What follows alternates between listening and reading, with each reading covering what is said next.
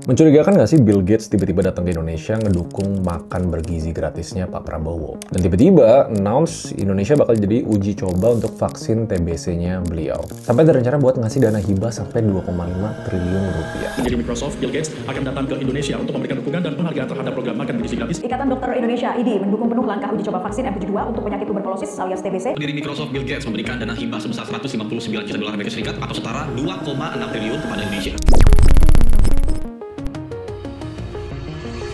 Oke, pertama, gue harus klarifikasi satu hal dulu. Kritis bukan berarti semua tuh dilihat secara negatif. Itu namanya pesimis. Kalau ditanya apakah ada udang di balik batu, nah itu yang kita bahas di video ini. Tapi nggak semuanya tuh jelek. Menurut gue bahkan ini bisa jadi tanda positif Indonesia di mata triliuner di dunia. Walaupun kita sering kena PHP. Pas Elon Musk dan lain-lain datang ke Indonesia, tato invest di sebelah. Tapi so far, semua yang datang ke Indonesia itu ada alasan komersilnya. Nah yang beda, Bill Gates itu kan sering dibahas nih. Wah, kalau dia nggak lepas saham Microsoft-nya, dia pasti jadi orang terkaya di dunia. Lebay sih, tapi net worth-nya harusnya jauh lebih tinggi. Cuma yang udah terkenal dan udah common knowledge, Bill Gates itu udah nge-brandingnya sebagai filantropis. Nggak sekedar pebisnis yang punya akses ke triliun-triliunan. Nah, jadi di tanggal 7 Mei 2025, Bill Gates datang lagi ke Jakarta. Notabene ini triliuner yang lumayan sering ke Indonesia. Langsung disambut sama Pak Presiden Prabowo di Istana Merdeka. Nggak basa-basi, langsung duduk bareng ngebahas isu-isu strategis yang tadi gue mention. Nah, klip-klip yang ada bukan cuma ngediskusi, tapi turun ke lapangan bareng Pak Prabowo ke SDN Jati 3 Jakarta Timur. Dia pengen lihat program NBG ini sebenarnya bagus atau enggak sih.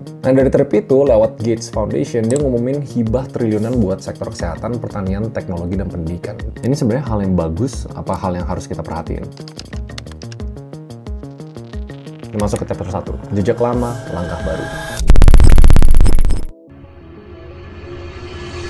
Karena banyak yang ngira sebenarnya dia tuh baru datang, terus tiba-tiba bahas vaksin, bahas makan gratis. Tapi realitasnya, relasi ini tuh udah dibangun dari 15 tahun yang lalu. Itu pertama kali datang ke Indonesia tahun 2008. Pak SBY masih jadi presiden dan waktu itu dia sebagai pembicara utama di Presidential Lecture dan Forum Pemimpin Asia Pasifik. Dan menariknya gini, itu bukan cuma kunjungan sambil lewat. Sebelum filantropi banget ya, waktu itu agendanya buat pakai software Microsoft di kalangan pemerintah. Artinya dari awal, Gates tuh sudah ngeliat Indonesia tuh mitra profesionalnya lah. Ada bibit-bibit, bukan cuma jadi target pasar, bukan cuma jualan produknya, tapi tempat yang bisa diajak kerjasama jangka panjang. Nah, tapi di 2014 dia datang lagi. Kali ini misinya beda. Bawa donasi 40 juta dolar ke Indonesia Health Fund dan ngajak 8 pengusaha nasional buat ikut sumbang ke program kemanusiaan. Kalau kalian ngikutin jejaknya, ini memang fase-fasenya Bill Gates udah dikasihin hidupnya untuk kegiatan filantropi dan dia kelihatannya ya, passion di nge-solve masalah-masalah di negara berkembang. Terkenal dari malaria, TBC, HIV, AIDS, demam berdarah, sampai ke program keluarga berencana. Kelihatan di sini passionnya di kesehatan sebenarnya. 2020 ngasih hibah ke Bio Farma, karena dia udah nge-develop vaksin polionya itu, dia ngerasa itu problem gede di dunia. Baru masuk ke era digital di 2021, dia danain Halodoc. Kalian tau lah, startup yang pengen benerin layanan kesehatan berbasis digital. Dan dia joinnya waktu itu sama Allianz sama Prudential. Taruh dana sampai 100 juta dolar. Nah, di sini kita lihat sebenarnya agenda seseorang sama Indonesia itu bisa dilihat dari track record-nya. Passionnya di infrastruktur layanan kesehatan digital itu udah kelihatan banget sampai akhirnya di 2025. Skala yang benar-benar naik kelas itu dia datang lagi, ketemu Pak Prabowo, dan kalau secara planning ya, secara visi, makan bergizi gratis itu menarik buat dia. Sampai ngumumin hibah 2,5 triliun rupiah. Ini bukan cuma vaksin atau nutrisi ya, tapi pengen ke pertanian, teknologi, sampai sistem digital publik. Nah, karena relasi yang panjang itu, Bill Gates itu udah kali ini kelihatan mau dikunci dengan ditawarin posisi di Danantara Trust Fund. Nah, ini lembaga filantropi nasional baru nih, katanya dikelola bareng pemerintah dan fundnya bisa sampai 1 miliar dolar. Ada nggak udang di balik batu? Nah, simpelnya gini, polanya kelihatan. Dimulai dari simbolik, ceramah, forum teknologi, masuk ke bantuan kemanusiaan, gabung ke startup digital lokal, vaksin nasional, terus sekarang ke program sosial negara yang diperkuat dengan meja filantropi strategis. Nah, satu hal yang gue perhatiin ya, sebenarnya kunjungan-kunjungan orang-orang kaya di dunia ini pasti sifatnya tuh berkala. Kalau bahasa investment namanya tranches. Cobain dulu deh kecil-kecil. Nanti duitnya makin lama makin gede, makin gede, makin gede. Tapi mungkin tanda positifnya sebelum kita bahas sampai MBG ya. Artinya ada trust. Walaupun ada gonjang-ganjing instabilitas di Indonesia, tetap dari tindakan-tindakan kecil ini kelihatannya bisa diajak kerjasama. Nah, tapi habis itu orang wajib wajar lah kritis bertanya, kenapa bantuan skala besar ini jadi kayak kesannya eksperimen besar-besaran di sistem kesehatan nasional dan dimulai dari uji coba vaksin TBC global. Ini tempatnya di Indonesia. Kita bahas yang TBC dulu ya sebelum kita bahas makan siang gratisnya, makan bergizi gratis. Masuk ke chapter 2, vaksin, data, dan harga sebuah kepercayaan. TBC ini sebenarnya make sense dan big deal. Ini agenda paling gedenya, uji vaksin TBC M72/AS01E kalau nggak salah itu ya. Dia belum masuk pasar, tapi potensinya gede. Yang digadang-gadang, katanya vaksin ini bisa mencegah TBC aktif sampai 50%. Dan Indonesia dipilih jadi salah satu lokasi utama untuk uji klinis fase 3. Simpelnya gini, kalau ada 20.000 partisipan dari berbagai negara, 2.095 itu orangnya dari Indonesia. Dan angka itu signifikan untuk uji klinis kayak gini ya. Artinya, kita bukan cuma diminta ikutan, tapi kita jadi salah satu panggung utamanya. Ini didasari karena dulu pengalaman distribusi vaksin pas pandemi itu dinilai sukses. Kalau ada yang bagus, kita ngomong bagus aja. We survive pandemic. Ada sistem, ada SDM, dan ada rekam jejak. Dan kalau tujuannya untuk cari tempat yang kompleks, di dunia nyata ya, Indonesia emang kandidat yang kuat. Kenapa Indonesia? Jawabannya simple. Data. Negara dengan beban TBC tertinggi kedua di dunia. Setelah India loh itu. Artinya ya tantangannya gede, tapi relevan juga buat jadi tempat uji coba. Cuma yang harus diperhatiin di sini ya, sebenarnya prosesnya dan apa relasinya sama dana hibah yang dikasih ke makan bergizi gratis ini. Apa partisipannya dapat informasi yang lengkap? Gimana cara pengawasan efek sampingnya? Siapa yang bertanggung jawab kalau misalnya ada masalah? Walaupun kata pemerintah itu udah dijamin safety dari vaksin ini, valid kok pertanyaannya. Kritis kok menurut gua. Karena TBC ini sebenarnya nggak banyak dibahas. Isunya nggak seseksi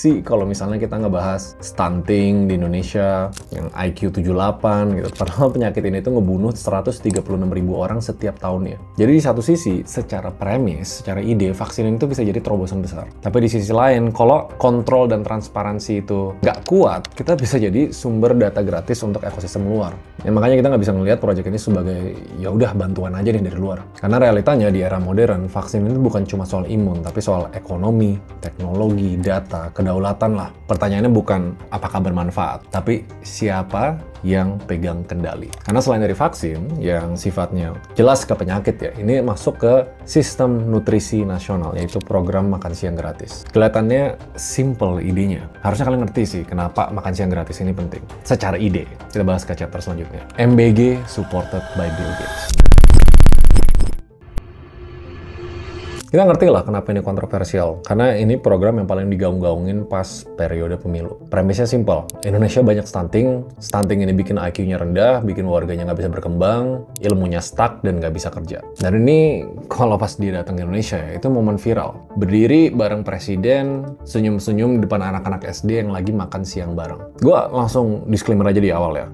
Pemerintah negara kita itu nggak kekurangan ide-ide bagus. Tapi yang biasanya selalu ditinjau itu harus dari level eksekusinya. Karena kalau secara ide itu gampang. Kita bilang, ya ide ini bagus. Ada masalah dan ada solusinya. Tapi buat gue ini momen yang lebih besar dibanding sekedar cuma makan siang. Karena program MBG bukan cuma soal makanan, tapi banyak kontroversi sebagai proyek anggaran yang super jumbo dan jangkauan nasional. Targetnya bisa sampai 80 juta anak Indonesia. Topiknya itu bukan tentang nutrisi sebenarnya, tapi intervensi ekonomi politik. Dan surprisingly, Gates itu appreciate dan impress sama program makan siang bergizi ini. Dan mungkin ini juga kita bahkan kepilih untuk menerima multiple micronutrient supplements yang diklaim efektif ngecegah anemia. Dan ini langsung ke sumbernya, kekurangan gizi pada ibu hamil serta janin. Karena itu problemnya. Jadi gue mau coba bedah nih, kenapa program ini menarik untuk Bill Gates? Aktor global loh, Gates Foundation. Menurut gue jawabannya simple, ada 3. 1, skala. Ini program yang gede banget, dengan basis data real time. Bayangin aja tiap sekolah, tiap anak, tiap makanan itu bisa dimonitor dari pusat. 2, infrastruktur sosial. Program ini tuh langsung berhadapan sama sekolah, guru, keluarga, 3 aktor yang jadi target utama kalau mau bangun intervensi sosial jangka panjang. Nah tapi nih, yang ketiga, momentum politik. Ini program itu kayak simbol kekuasaan baru lah. Kalau berhasil, jadi bukti bahwa pemerintah baru tuh bisa, hey, we can work. Tapi kalau gagal, bisa jadi bahan kritik nasional. Tapi pertama-tama kita harus jelas ya. Menurut gue, Bill Gates tuh bukan ngebantu program ini, tapi observasi. Yang ngerjain MBG ya tetap pemerintah kita sendiri. Jadi jangan cuma gara-gara ada nama luar ngedukung ya program ini, kita langsung tiba-tiba berhenti kritis. Karena kehadiran Bill Gates itu bukan validasi, bukan jaminan bahwa programnya pasti benar. Justru pengingat nih, kalau ada yang ngamatin, artinya ini harusnya serius. Dan kalau serius, harus dikawal. Nanti pas udah turun ke operasional, dari pusat, turun ke daerah, turun ke eksekutor, turun ke vendor, sampai turun ke level sekolah, itu kan pasti banyak biayanya ya. Dari awal gue ngerasa itu bakal jadi nightmare-nya. Jangan sampai dari 50.000 jatuh ke 5.000 di bawah. Tapi di satu sisi, ini tuh menurut gue arah yang benar loh. Pengawasan dan transparansi. Walaupun sekarang kalau secara publik tuh masih agak semi tertutup, dan karena ini ada momentum politiknya, jangan sampai layanan yang harusnya netral jadi potensi buat alat politik dan pencitraan kekuasaan. Nah, tapi mungkin untuk ketok paku paling terakhir, itu sebenarnya super mega jumbo fantastical project kalifragilistiknya Indonesia, yaitu Danantara, yang ngebangun trust fund. Menurut gue ini project lebih gede lagi sih. Nah, ini yang sebenarnya menarik buat gue. Seorang ex corporate atau semuanya komersial kapitalisme sampai sekarang jadi filantropi, apa impact dia nanti kalau misalnya emang beneran masuk ke Danantara Trust Fund? Kita masuk ke chapter 4. Danantara, kolaborasi masa depan. Nah, kalau kita ngomongin trust atau kepercayaan ya, menurut gue jarang ada figur global yang punya kredibilitas kayak Bill Gates. Ini non-komersil ya, bahkan kelana filantropi. Di saat dunia terus berubah dan teknologi makin nyatu sama pembangunan, tanggal 7 Mei 2025, di Istana Presiden CEO Danantara Pak Rosan Roslani ngobrol langsung sama Gates buat duduk sebagai penasehat Danantara Trust Fund. Nah, yang ini beda sama program sebelumnya, bukan sebagai pendukung atau pengawas, tapi sebagai potensial mitra pengelola dana triliunan untuk jangka panjang. Nah, buat yang nggak ngerti nih, Danantara Trust ini apa? Ini lembaga badan yang filantropi lah, dirancang buat nerima alokasi sekitar 1-2,5% dari dividen tahunannya Danantara. Ya, 5-6 tahun ke depan bisa sampai $1 miliar, dan Pak Rosan bilang jelas. Ini tawaran kolaborasi langsung sama Gates Foundation. Kalau ada pertanyaan, kenapa kita perlu itu? Jawabannya gampang, karena kita butuh sistem keuangan pembangunan yang stabil, fleksibel, dan berorientasi hasil, bukan bergantung terus sama APBN atau hibah yang sifatnya musiman. Nah, artinya yang Gates punya ini, itu nggak lagi cuma penyumbang atau penasehat. Dia tuh punya potensi buat duduk langsung sama sistem pembiayaan jangka panjang. Dan itu bisa dibilang level tertingginya dibanding semua kunjungan Bill Gates dari 15 tahun terakhir. Di satu sisi mungkin kita butuh orang yang kayak beliau, punya track record bagus dari teknologi ke filantropi. Itu kombinasi yang langka ya, by the way. Di sisi lain, track recordnya di Gates Foundation yang fokus ke vaksin, dan gizi, dan pendidikan, dan kolaborasinya di 130 negara. Kenapa kita butuh dia? Karena sebenarnya bukan cuma dana yang kita butuh, tapi arahan. Kita udah ngeliat dari project-project kayak Chris ya, sukses dijalani secara nasional karena pakai standar-standar internasional. Dan ada bagusnya program yang terlalu jumbo menurut gua sih. Harus punya sistem transparan, akuntabel, sama diawasi publik. Kalau bisa diawasi sama pihak-pihak yang nggak ada kepentingan politik juga. Kalau gua harus summarize, Gates masuk ke Indonesia tuh sebenarnya bukan tanda kita lemah, bukan kayak kita butuh bantuan orang luar, justru baliknya. Ini tuh signal menurut gua bahwa Indonesia udah mulai cukup menarik lah secara geopolitik sama secara strategis. Jadi menurut gua gini, konklusi gua bukan kenapa kita undang dia masuk, tapi gimana caranya kita maksimalin kalau ada orang-orang yang masuk ke Indonesia. Tapi sama kayak banyak pembahasan gue sebelumnya, angle paling kritis yang kita bisa paling jagain adalah tetap jaga kendali arah kita sendiri. We need to set our own path. Kalian pasti sering lihat kayak figur-figur luar yang kesannya mau bantu nih, tapi intensinya menguasai. Mau itu untuk politik, mau itu untuk kekuasaan, mau itu untuk uang. Dan gue masih berpegang teguh sama prinsip gue ya. Danantara tuh menurut gue gila, project yang bisa nyelamatin ekonomi Indonesia. Tapi ingat kan, kritisnya gue adalah jangan sampai ini jadi ladang basah untuk terjadinya penyimpangan. There's no sign of that sekarang, masih early, positif negatifnya masih netral. Tapi ya itu yang kita bisa lakuin sebagai warga negara Indonesia. Pantau terus, kawal terus. Tapi ya, mungkin dari shoot video ini, gue sebenarnya dalam hati setengah takut juga lah. Setiap media dan setiap pemerintah bilang, oh bagus nih, kita kedatangan bilioner-bilioner di dunia. Berapa hari kemudian lah, atau berapa minggu kemudian, investasi di negara lain, malah taruh fokus dan uangnya ke negara lain. Menurut gue itu nggak ada yang bisa disalahkan selain dari kita sendiri. Again, gue lagi berusaha untuk mengubah tone gue lebih positif dan lebih optimis. Tapi tetap kritis dan nggak selalu pesimis. Karena sama kayak yang gue pernah bilang, dan gue selalu bilang di video-video selanjutnya, gue bukan orang terhebat di Indonesia, gue bukan orang terkaya di Indonesia, gue bukan orang terambisius dan terpintar di Indonesia. Tapi gue punya misi pribadi, gue pengen tinggal,